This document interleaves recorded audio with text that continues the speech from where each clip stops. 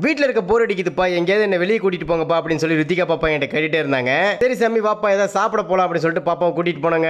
ருத்திகா பாப்பாவுக்கு ஒரு ஜாலி ஆயிடுச்சு, வாப்பா வெளியே போலாம் அப்படின்னு சொன்னதையும். பாப்பாவுக்காக ஒரு மில்க் ஷேக் ஆர்டர் பண்ணங்க.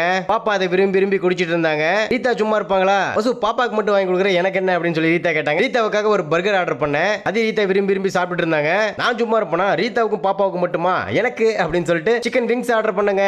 ஒரு பிளேட் நிறைய ஆர்டர் பண்ணேன். நானும் சாப்பிட்டேன், ரீதாவும் கொஞ்சம் கொஞ்சமா சாப்பிட்டாங்க.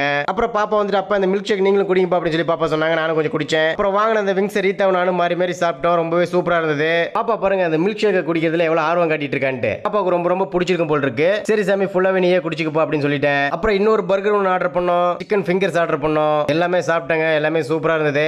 ஓகே கைஸ், நம்ம ஃபேமிலியோட வெளியே போய் என்ஜாய் பண்றது அப்படிங்கிறது ஒரு சந்தோஷமான விஷயம். அதை நான் தினம் செஞ்சுட்டு தான் இருக்கேன். ரொம்ப ஹாப்பியா இருந்தது. எப்பவும் போல ருத்திகா பாப்பாவோட வீடியோக்கு ஒரு லைக்கை தட்டி விட்டுருங்க. ஓகே கைஸ், பாய்.